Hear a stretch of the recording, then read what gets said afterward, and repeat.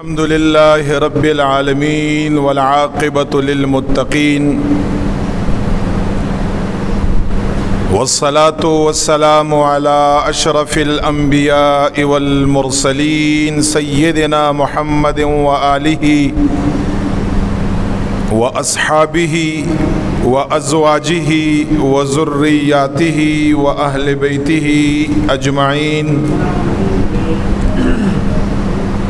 अम्मा बअदु फ़अऊज़ु बिल्लाहि मिनश शैतानिर रजीम।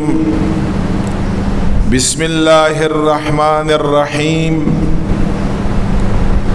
इन्नमा यअमुरु मसाजिदल्लाहि मन आमन बिल्लाहि वल यौमिल आखिर व अक़ामस्सलात व आतज़्ज़कात व लम यख़्श इल्लल्लाह फ़असा उलाइका अन यकूनु मिनल मुहतदीन। सदक़ल्लाहुल अज़ीम व सदक़ रसूलुहुन नबियुल करीमुल अमीन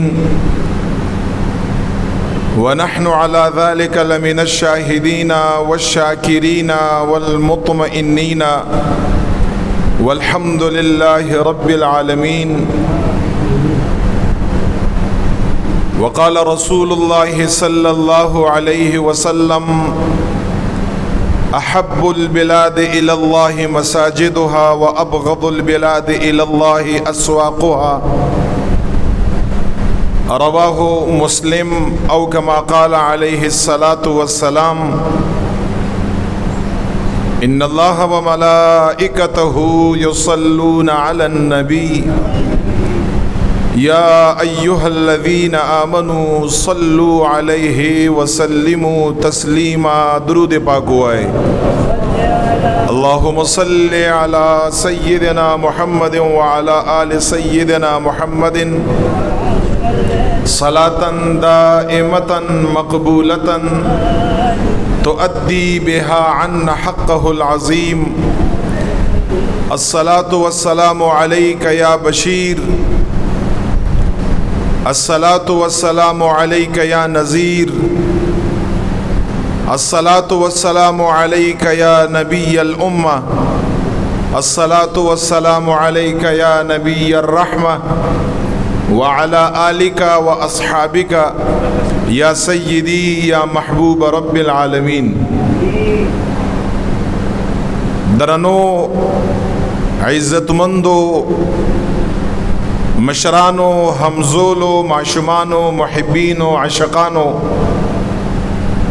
टोलो तो अस्सलामु अलैकुम व रहमतुल्लाहि व बरकातुहू।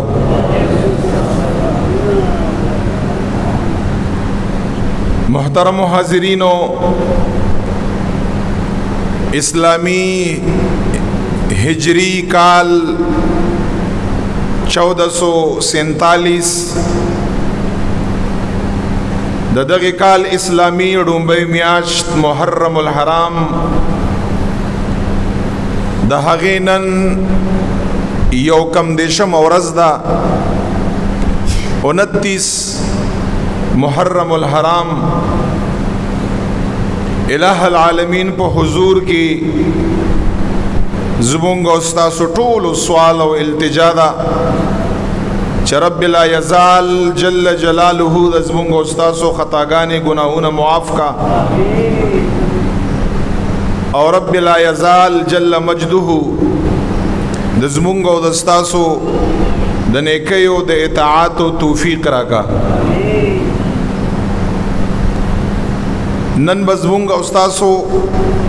मौजू और बयान इब्तिदाना तर आखिर पूरे द क़ुरआन करीम मुबारक द आयातुनो प रणा के और सही अहादीस मुबारका द आगे प तनाजुर के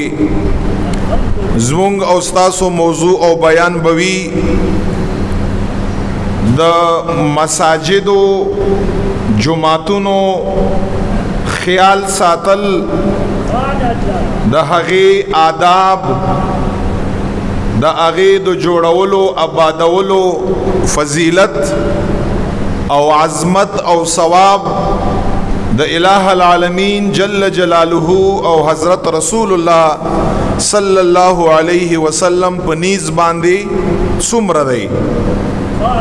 هغه به ان شاء الله تعالی تاسو په وړاندې په دغه مختصر ټیم کې بیانوم. تقریبا بار بار دا حالت ز په خپل باندې ګورم چونکی مونږ او تاسو په دغه مسجد کې راځو مونږ کوو بیا د مانځنه بعد د شیخ بابا رحمت الله تعالی علیه په دربار او لنګر کې صدقه او د خیرات په نیت باندې څه خوراک اور کولای کیږي او مونږ او تاسو یې خورو. زه په خپل باندې بعضې داسې حالات وینم ګورم چې هغه د مسجد د آدابو په خلاف وي او دا مونږ او تاسو یې کوو. او بار بار ما ته دلته بهر دا خادمان وي یا صدا سے بهر کسان ناست وي ما ته بار بار وایي چې مفتی سے محترم خامخا د مسجد په آدابو باندې د هغې په فضایلو باندې د هغې په آبادولو جوړولو باندې چې کوم ثواب دی د خلکو ته بیان شي. مستقل طور باندې مونږ چرته داسې نه بیان کړی. په اخر کې اکثر داسې اعلان کړی دی بعضې وخت کې چې د مسجد د آدابو خیال ساتئ، خو نن په هغې باندې زارته مستقل بیان کومه. او که دا نیمه گھنٹه 40 منٹ بیان قرآن کریم او د احادیثو مبارکو پرنا کی ز او ایما او بیان یکما او د اغي باوجود هم چې تاسو په منو عن باندې پوي شي وای او رئیس د یکي او د غینه پسم تاسو د مسجد او د دغه دربار شریف او د خانقاه خیال نه ساتي کنه نو دا د الہ العالمین د عذاب لا دعوت ورکول دی وی ځکه چې دا خود یته رب لا یزال سره ته مقابله کوي او حضرت رسول الله صلی الله علیه و آله وسلم مبارک احادیث او دین سره ته مقابله کوي بیا دا بیا ډیره نامناسب خبره ده، ډیره نامناسب خبره چې یو خبره په قرآن کریم کې یو خبره په احادیثو مبارکو کې او زمونږ استاسو بیام دا خپل خېټه او دا خپل خوراک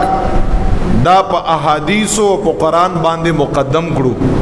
او حدیث او قرآن نعوذ بالله شاته واچو پاغه باندې عمل ونکړو نو دا ډیره نامناسب خبره ده. تاسو په دومره دا 15 کال رئیس خو زدل درازما اوس پورې خو ما چرتنی کتلی چې یو کس د خوراک نه پاتی چرته مانی کتلی یو انسان خوراک خو پرې دا داسې خلق شته چې دلتی وم خوري او ځان سره ویم سي دومره فراخه دربار او لنګر دا غیری بیا انسان ولی دومره تیزی او تندی وکا چې مسجد گندشي باغې کې خوراک پریوزی د خلکو د خپو لاندې راشي خلک باغې باندې خپي کیدي د رزق به حرمتي ده. ز خپل باندې چې په اخر کې کله روزم رازمم په د غلار کې ز ډیر احتیاط کوم خو د احتیاط باوجودم زما خپي بازي پر رزق باندې راشي دا خو مونږ تاسو کړی دی کنه بل خو بهر نه څوک نه راغلی. یو انسان ولې داسې کار کوي یعنی بالکل قرآن کریم یا احادیث مبارکه مونږ تاسو ته شای نه ښکاري او دا په عمل کې کله راولو مونږ تاسو او بیا چې انسان یو حدیث او د قرآن کریم مبارک آیات په خپل ذات کې هغه مؤثر نکا او عمل په اونکا خپل بچی زوی کشر انسان ته هرگز بیا نشي ویلای چې ته پاغه باندې څوکا عمل وکا. اول به انسان په خپل ځان کې دا ټول احادیث مبارکات چې کوم ز بیانو په دی باندې به عمل کا دا اغینه پس به بیا انسان بل کس توای چې رداکار دا د حدیث په خلاف باندې دی دا د دین په خلاف باندې دی دا د مسجد د آداب په خلاف باندې دی ته دا کار مکوا. مونږ او تاسو په خپل باندې عمل نشتا او بل انسان توایو چې تاسو داسې وکي یا داسې وکي. دا درستخان ولی مسنون دی درستخان غړول پاغي باندې کېناستل دا ولې مسنون دی دا ولې مسنون عمل دی صرف وجه پکې دا ده چې کوم رزق د زما او د ستا د لاس یا د خولې نه پریوزي چې هغه په درستخان باندې پریوزي چې هغه په ځمکه باندې پرې نه وځي چې بیا خلک په هغې باندې خپیږ دي او د هغې بې حرمتي کېږي رسول الله مبارک صلی الله علیه وسلم همدې وجه نه صحابه کرامو ته فرمایي تاسو روټۍ په درستخان باندې خورئ دا خو زمونږ او ستاسو د انسانانو طریقې دي مونږ او تاسو لپاره رسول کریم آقا علیه الصلاة والسلام فرمایلی نو دی وجه نه نن دا خبرې واورئ او الله د رضا دپاره دا په خپل عمل کې راولئ په ارام باندې کښېنئ یو 15 منټه وروستو لیټ خوراک راشي په ادب احترام باندې خیر دی راځي به تا ته به انشاءالله میلاویږي پاتې کېږي به نه په ډېره د ادب مظاهره کوئ یو خو مسجد دی بل د شیخ بابا رحمت الله تعالی علیه په جوار او په همسایتوب کې مونږ او تاسو ناست یو د یو ولی کامل دربار دی د هغې د آدابو خیال ساتل پکار دی ګورې صاحبانو ټولو نه اول سورت توبې یو آیات دی او د سورت توبې د آیات د مسجدونو چې هغه ته خدای پاک جل جلاله کورم ویل کیږي مسجد ته او دا کور ورته ځکه ویل کیږي داسې نه ده چې الله جل جلاله مکان ته ضرورت دی آبادۍ ته ضرورت دی الله تعالی مکان نه پاک دی منزه دی هغه څه مکان وغیره ته ضرورت نشته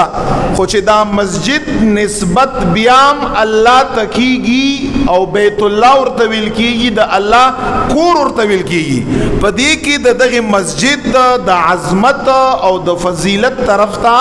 اشاره ده چې دا ځای فضیلت والا دی نسبت یې چاته کیږي نسبت یې الله ته کیږي دا ځای مسجد دا د خدای کور دی په دې معنا باندې چې دا عظمت والا ځای دی دا فضیلت والا ځای دی دا ځای جوړ دی د عبادت لپاره د ذکر او اذکار لپاره د قران کریم مبارک تلاوت لپاره د نوافل لپاره د جمع لپاره دا دل لپاره جوړ دی دا کوم چې نن سبا ما او تاسو داسې بعضی اعمال په دې کې کوو او بیا یې په غلطه طریقه باندې کوو حضور علیه السلام مبارک په احادیثو کې دینا منع فرمایلی حضور علیہ السلام فرمائی لم تبنا لہذا دیر داسې بار الفاظ راغلی صحابو داسې یو کار کړی رسول الله ورته فرمایلی ای صحابو تاسو بیا داسې کار په مسجد کې مه کوئ ولی لم تبنا لہذا مسجد دې دپاره نه دی جوړ بلکې مسجد دې دپاره جوړ دی چې په هغې کې د قرآن کریم تلاوت ذکر الله او په هغې کې مونځ د الہ العالمین عبادت وشي صحابہ رسول اللہ مبارک منع کړی دي قرآن کریم کی سورت توبہ کی اللہ سے فرمائی انما یعمر مساجد اللہ من آمن باللہ والیوم الآخر واقام الصلاة وآت الزکاة ولم یخش الا اللہ فعسى اولئک ان یکونوا من المهتدین الله دینه مخی رستم د مساجد و ذکر دی خو زما هغه مین آیات ما تاسو ته وی الله فرمای جل جلاله مسجد دا به هغه کس آبادوي او آبادول یې صرف دا نه دي چې ستا په هغې کې دیوالونه او دروازې جوړې کړي دا یې صرف آبادول نه دي آبادول یې دا دي الله فرمایي زما جماعتونه هغه څوک به یې آبادوي من آمن بالله والیوم الآخر چې هغه په الله باندې یقین ساتي ایمان په ساتي والیوم الآخر او په ورځ د آخرت باندې او په ورځ د قیامت باندې یقین ساتي او هغه مؤمن وي هغه مسلمان وي هغه منځ قائمون کوي هغه مزکی زکات ورکون کوي او بی د ربنا دا انسان هیڅ چانم نه یریږي داسې انسان څومره صفتونه یا الله جل جلاله بیان کړه هغه مؤمن وي مسلمان وي منځ کون کوي زکات ورکون کوي او هغه په زړه کې صرف اور صرف خشیت الہی د الله یری الله فرمای نبی علیہ الصلوۃ والسلام مبارک په امت کې بداسه کسان زما کورونه او جماعتونه آبادی یعنی جماعت آبادول دا د مومن مسلمان نښه ده، دا د مومن مسلمان د ایمان نښه ده، دا د مومن مسلمان د الہ العالمین نه د خشیت نښه ده، دا د مومن مسلمان د منځ کوونکي نښه ده، دا د مومن مسلمان د زکات ورکوونکي نښه ده چې هغه کسان به د الہ العالمین جماعتونه کورونه هغه به آبادوي. او الله جل جلاله رستو آیات کې فرمایي دا هغه خلق وي چې دا خلق به الله تعالی ډیر زر په صراط مستقیم او په هدایت باندې روان او گامزن کا. دا خلق به د چا نه وي؟ دا به د محتدین نه وي، دا خلق به د هدایت یافتو نه وي چې کوم خلق د جماعت خیال ساتي. او تعمیر د مسجد تاسو تفاسیر وګورئ، تعمیر د مسجد صرف دا نه دی چې هغه دیوال جوړ کړه، دا هغه دروازه جوړ کړه، پاغي کې پکای سم کړه، دې سره سره دام دی، دې سره سره تعمیر د مساجد ودا دی چې په هغه کې د اسلام مطابق طریقې کار وشي، اسلام مطابق په هغه کې منځ وي، په هغه کې تلاوت وي، او په هغه کې ذکر وي د الله، څنګه چې مونږ کوو الحمدلله، په هغه کې ذکر الله، په هغه کې تلاوتي. او تعمیر او آبادول او جوړول د مسجد تفاسیر لیکي دام دي چې په هغه کې د شریعت په خلاف باندې کار ونشي، د شریعت په خلاف باندې په هغه مسجد کې کار ونشي چې کوم کار د شریعت خلافي، که هغه دوران منځي، که هغه دوران تلاوت وي، که هغه دوران ذکر وي، که هغه دوران خوراک وي، که هغه دوران اسکاک وي، که هغه دوران ناست او حلقه جوړي، یا د ذکر د پاره یا د تعلیم او تعلم د پاره، چې هر یو شای په مساجدو کې وي د شریعت په خلاف بنی، شریعت سره به متصادم نی، شریعت سره به ټکراو نخوري، د شریعت په خلاف بنی. تفاسیر لیکي دام د مساجدو تعمیر دی، دام د مساجدو آبادول دی، او دا د مؤمنانو مسلمانانو د ایمان او د اسلام نښه او نشانه رب لا یزال په سورۃ توبه کې په 10 سپاره کې بیان کړی دا. اوس چې کوم یو خلک دا غواړي چې زه مؤمن یم او زه مسلمان یم او زه ربنا یریګم او زه د په هدایت باندې شمه، په صراط مستقیم باندې د شمه، دا خبرې خوخي په کار ده چې اغوی په مساجدو کې د الہ العالمین په خلاف او د حضرت رسول الله صلی الله علیه وسلم مبارک په خلاف باندې یو کار هم اونکا. دی وجنا خیال بساته دا عام زمکه نه ده، د زما استاد کور او د بیٹک او د حجرې په شان ته داسې نه ده، دا مسلمانانو معبد دی، دا د مسلمانانو د عبادت خانه ده، د الہ العالمین کور دی، هغه ته نسبت کیږي، عظمت یې دی، شان یې دی. خدا را دا زما استاد حجره نه ده، یا زما استاد بیٹک نه دی، یا زما استاد مهمان خانه نه ده، دا د نورو کورونو سره بیٹکونو سره حجرو سره ډیر فرق لري، ډیر واضح فرق لري. او دیله چې خدای پاک جل جلاله کوم فضیلت ورکړی مسجد لا پروي زمین باندې، الله جل جلاله دا فضیلت یو مکان لم نه ورکړی. ابا هريره فرمایي، ابا هريره د مسلم شریف حدیث دی چې پیغمبر علیہ الصلوۃ والسلام مبارک او فرمایل احب البلاد الى الله مساجدها وابغض البلاد الى الله اسواقها. نبی علیہ الصلوۃ والسلام مبارک سو فرمایل وی چې پزمکه باندې پروي زمین باندې الہ العالمین پنیز باندې د ټولو نه محبوب ازمکه،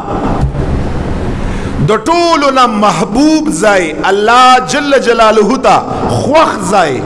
او پزمکه باندې د ټولو نه بهتر ځای د الله پنیز باندې رسول الله مبارک فرمایي مساجدها، هغه د الله جل جلاله پزمکه باندې جمعتونه دي، د دینه محبوب ځای بل نشتا. وابغض البلاد الى الله اسواقها، او د الله جل جلاله په نیز باندې بدترین ځای مبغوض ځای چې الله ډیر نه دی خوښ الله په نیز باندې هغه بازارونه دي بازارونه چې انسان بلا ضرورت په بازار کې اسی ګرځي را ګرځي څه حاجت یعنی که حاجتي انسان ګرځیدای شي هیڅ خبره نشته نبی علیہ الصلوۃ والسلام مبارک بازار کې دا حاجاتو پوره کولو لپاره قران کریم باغې باندې گواده ګرځیدل دی هغه څه مضموم نه دی صدا سے بد نه دی خو چې خپل حاجت د انسان پوره شي په کار د چې زر بیرته انسان بازار نه واپس شي ځکه د الله په نس باندې مبغوث ترین ځای بازار دی او محبوب ترین ځای د الله په نس باندې پزمکه باندې د الله جمعتون دی اوس مونږ او تاسو دا چې دلته ناستیو دا اوس الحمدلله ډیرو خلکو ته داسې توفیق ملاو شي چې هغه په وخت باندې راشي الحمدلله مونږ او تاسو په زمکی هغه ټوکړه باندې ناستیو چې د الله په نیز باندې دا ټوکړه په زمکه کې د ټولو نه بهتر ده او صاحبانو دا خبر ارته کوم تاسو دینه لگا اندازو لګوي د صحابه کرامو او بیا په صحابه کرامو کې سیدنا عمر فاروق رضی الله عنه وعليه السلام دا کومه خبره چې زار تکوما دا امام بخاری دا خبره روایت کړی دا پیغمبر صلی الله علیه و آله وسلم مسجد نبوی شریف چې پاغي کې یو منځ په 50,000 منځو ثواب باندې الله تعالی قبول دی یو په 50,000 باندې یو منځ دا سه مسجد دی صائب ابن یزید امام بخاری دا خبره روایت کړی دا صائب ابن یزید نا صائب ابن یزید فرمای رضی الله عنه چې زه په مسجد نبوی شریف کې ولاړم او یو دو کسانو اغوی خبرې کولې دنیوي خبرې به کولې یا څه خو आवाज یې لکوچتو ګوره د مسجد د آداب او خیال زده کول خلق صحابه او نزدک عمر فاروق رضی الله تعالی عنہ صائب ابن یزید فرمایي چې زه شا طرف نه په وړو تیګو باندې چاويشتم داسې په وړو تیګو باندې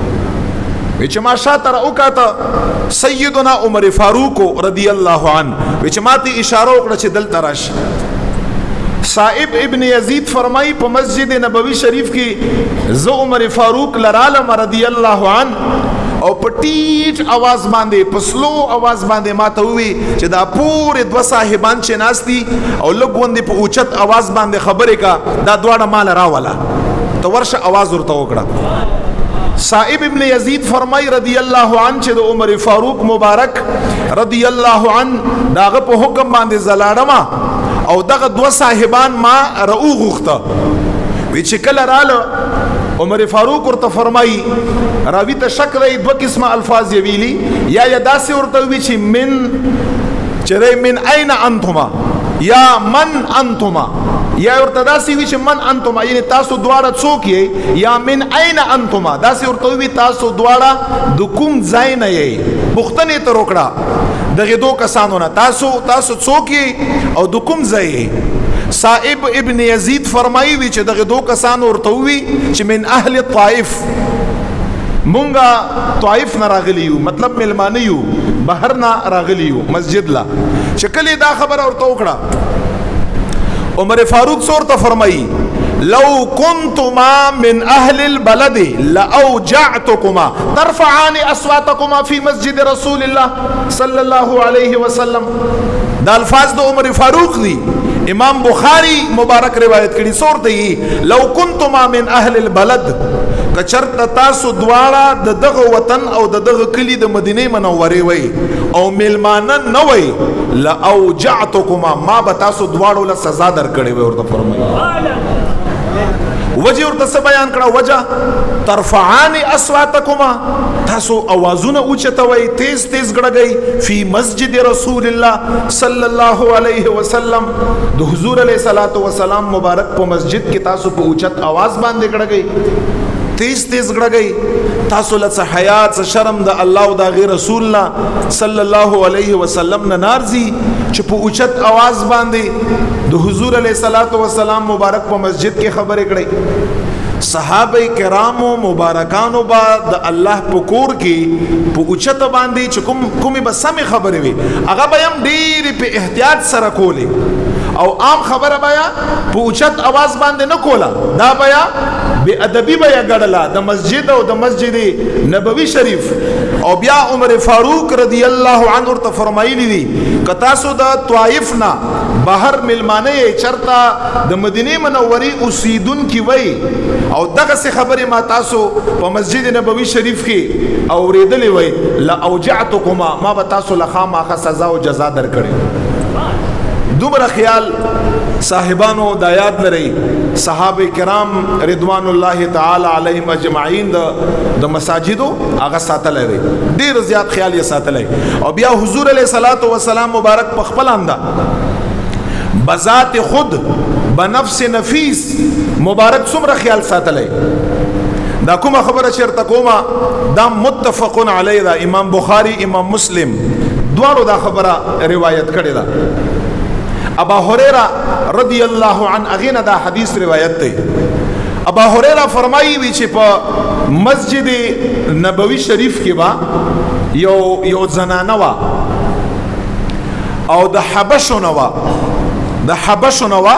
یو زنانه وا رنگ نه تور وا امراه سودا په حدیث کې داسې الفاظ راغلي یو زنانه وا د رنگ نه تک تور وا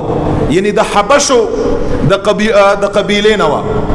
او د حضور علیہ الصلوۃ والسلام مبارک په مسجد کې بیا خدمت کا صفائی بیا کولا جارو بیا په هغه کې وهلا گندگی بیا پورته کولا صدا سے نامناسب سیز بو پکې هغه بیا اوچتاو خدمت بیا کاو یو ځل داسې وشو ابا هريره فرمایي چې دا مبارکه صحابیه وا رضی الله عنه شپې وفات شو او مونږ په دې باندې شپې جنازه وکړه او مونږ شپې دفن کړه رسول الله صلی الله علیه و آله وسلم مبارک لمونږه اطلاع ورنکړه بس دفن هم کړه څو ورځې بعد چې د هغې زنانه غیرازري پیغمبر علیه الصلاۃ والسلام مبارک ولیده چې په مسجد کې غیرازر ده نه ښکاري داغي بخپل مخصوص اوقاتو په اوقاتو کې ښکارا نشوا نبی علیہ الصلوۃ والسلام ورته فرمایي چې هغه خزه ماته نخ کاری هغه صفای والا چې په مسجد کې به صفائی کولا غن به صفا کاوه د مسجد خدمت به کا د مسجد د آداب او خیال به ساته هغه زنانه نشتا خیر خدای صحابه کرام ورته فرمایل قربان هغه خوشپیش به وفات شوا او زنانو غسل اغیله ورکه مونږ پاغي باندې جنازه وکړو هغه وفات شوی هغه مونږ دفن کړی یا رسول الله مبارک چې کله دا خبر ورته وکړه حضور علیه الصلاۃ والسلام مبارک صحابهونه په دې خبره باندې ناراضه شو ترنه خفه شو څورته فرمایي تاسو ما ته ولې نه وی چې دا بیبي مبارکه دا د زما د مسجد ساتون کی حفاظت کون کی جاڑو وهون کی آداب و خیال ساتون کی دا وفات شوا تاسو ما توی ولینا حضور علیہ السلام ورته فرمای مزم ولینا خبرولم صحابه کرام ورته فرمای قربان شپوا تاسو په آرام کې وای نو موږ تاسو له تکلیف درکول نه غوښته خامخا بس مون موجودو جنازه مون په وکړه شری مطابق مون دفن مون کړه ارڅ وشو تاسو په آرام کې وای نو مون دی وجه نه تاسو خبر نکړه یا رسول الله مبارک چې تکلیف بارته ملو شي حضور علیہ الصلوۃ والسلام صحابه ته فرمایي چې الله راضي ما سره ټول راضي او ماته قبر روخه یې قبر لورزم ابا هريره فرمایي وی چې هغه نه پس رسول الله صلی الله علیه و آله وسلم مبارک شری روان شو صحابه کرام هم سره روان شو حضور علیہ الصلوۃ والسلام مبارک ته داغه مبارکی قبر اور اوخدا چې دا یا رسول الله حضور علیہ الصلوۃ والسلام راته فرمایل صفونه جوړ کړی ز په دغه بیبي باندې پخپل اند جنازه کوم صحابه کرام فرمایي صفونم جوړ کړه حضور علیہ الصلوۃ والسلام مبارک په قبر باندې ودرېد او حضور علیہ الصلوۃ والسلام مبارک یې په خپل اند په قبر باندې جنازه وکړه او دا خو ورته پته ده چې حضور علیہ السلام مبارک فرمایي چې زکم یو انسان باندې جنازه وکړم د هغه قبر الله نور نه ډکوي دغه حدیث نه لاندې محدثین لیکلی دي وی چې دا حدیث په دې خبره باندې دلالت کا او دې حدیث نه دا خبره ثابت شوه چې کوم یو خلق د الٰه العالمین د مساجدو د الٰه العالمین د کورونو خیال ساتي د هغې د آدابو خیال ساتي دا د الله په نیز باندې محبوب دی او دا انسان د رسول الله مبارک په نیز باندې محبوب دی نو که تاسو خپل ځان د الله په نیز باندې او د رسول الله مبارک په نیز باندې خپل ځان محبوب جوړوي چې هغې ته قریب شي خدا را د مساجدو د آدابو خیال ساتي هغه ګندګۍ نه صفا کوي الټه یې ګنده کوي ما او دې ته مه ګورئ چې زه خادم یم یا زه یا خادم نه یم یا زما ذمهداري ده یا زما ذمهداري نه ده نه دا د هر مسلمان ذمهداري ده چې هغه به مساجدو ته ګوري دا خبره د زما واورې په کولاو غوږو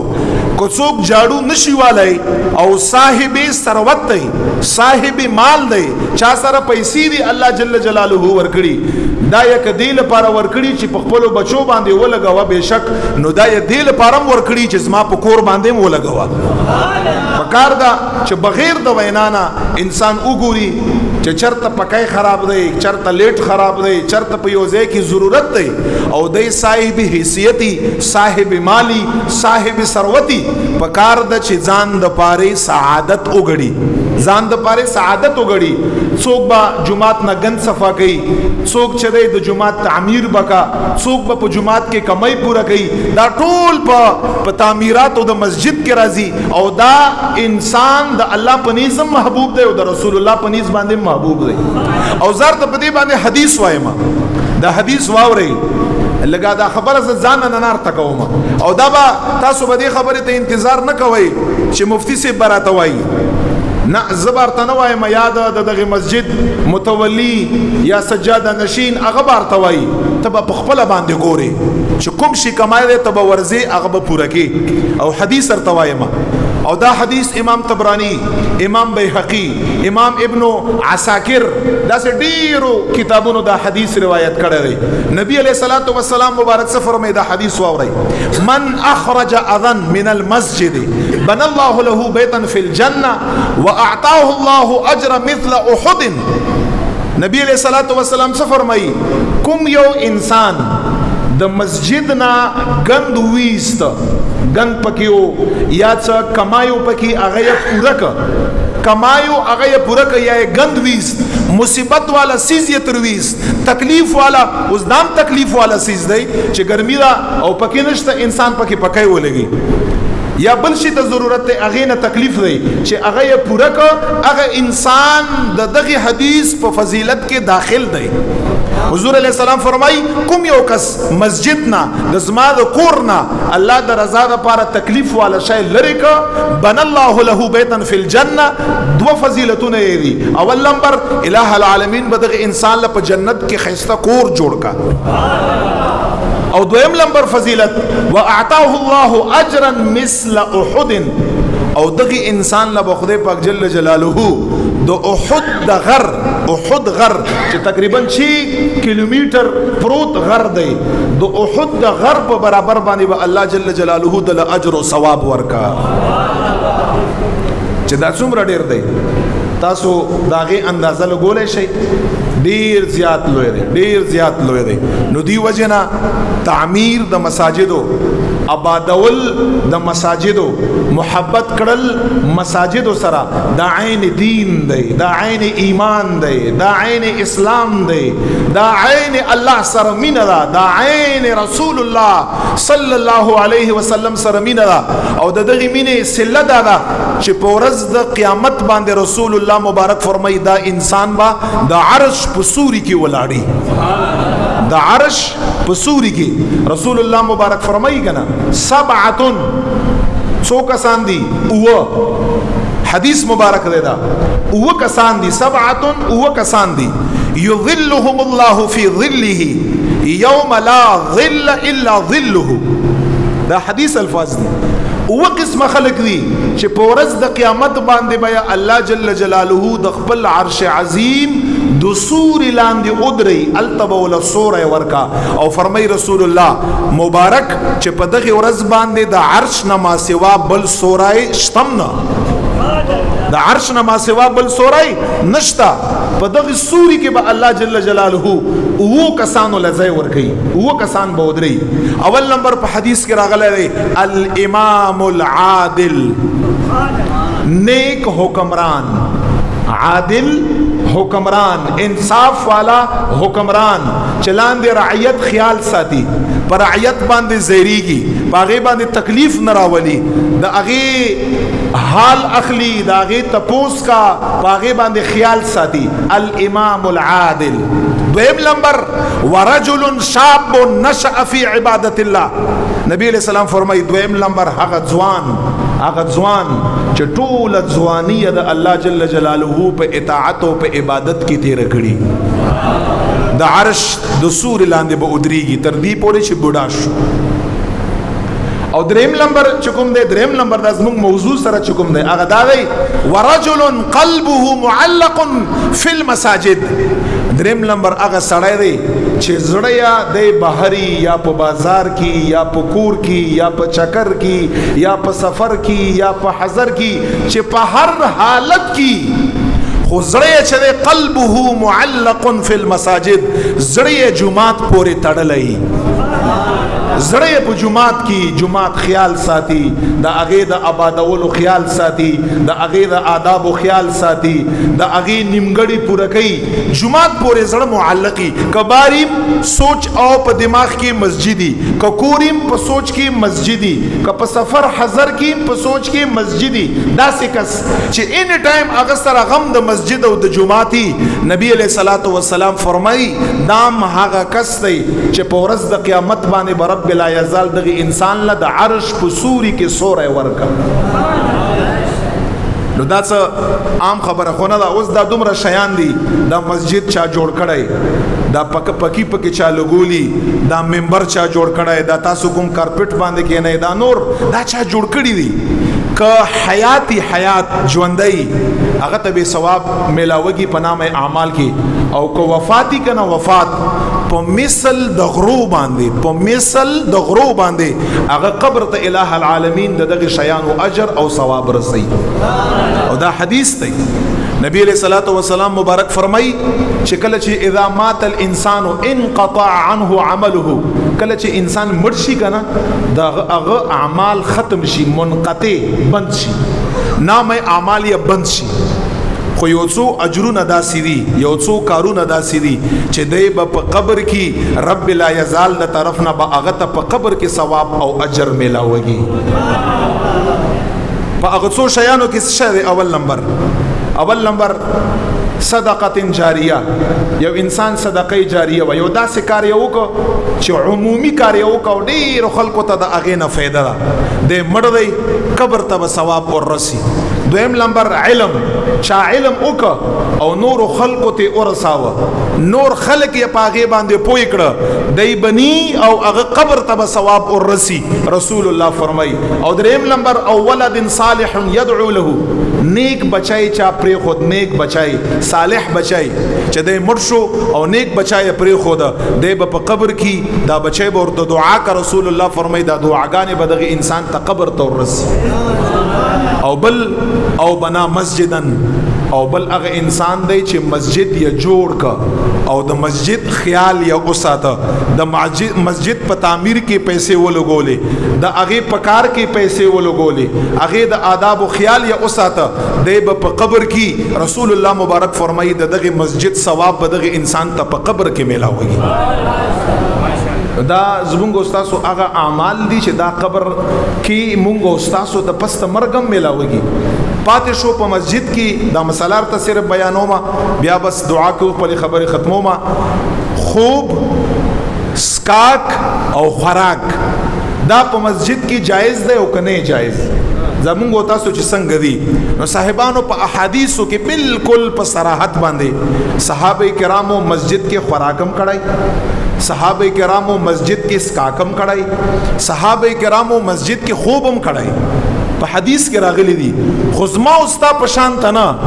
دا څنګه چې زما اوستا جایز بولو د خوراک او اسکاک او خوب سره سره چې د مسجد کوم آداب دي صحابه کرامو داغي خیالم ساتلای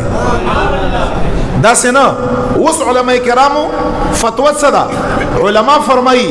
چې کچرته په مسجد کې خوراک کوونکی د مسجد آداب او خیال ساتل شي او په مسجد کې اسکاک کوونکی د مسجد آداب او خیال ساتل شي. صفا خبره لګا مونږ تاسو چې نه ساتو مونږ تاسو دا تاسو توایما. او هغه انسان چې په مسجد کې خوب کا او د مسجد د آداب او خیال ساتل شي علما فرمایي دا خوراک اسکاک خوب په جمعات کې بیا جایز دی څه خبره پکې نشتا. خو چې کوم خلک په جمعات کې خوراک کا او د جمعات د مسجد د آداب او خیال نه ساتي اسکاک کا او د مسجد د آداب او خیال نه ساتي خوب پکې کا او د مسجد د آداب او خیال نه ساتي علماء کرام فرمایي چې دا خوراک اسکاک او خوب په مسجد کې مکروه دی بیا شریعت ته پسندیدہ نه دی کراهت ته پدې کې بیا نو دی وجنا خدا را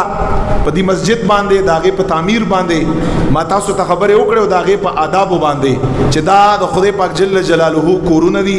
دا معبد عبادت خانی دي د دې ډیر زیات خیال ساتي. خبیا خبره کړل مخکې او رستو یا د تقریر نه مخکې خلک ټوله ناشتي او دنیوي خبره کا یا د تقریر او د بیان او د منځنه پس خلک ټوله ناشتي او خبره کا دا بالکل په حدیث باندې ناروا دي بالکل په حدیث باندې. کوم یو انسان چې ټوله ناشتي او دنیوي خبره کا د هغه اعمال نیک اعمال داسې ضایع کیږي نیک اعمال لگا وچ واخه چې ور تواچي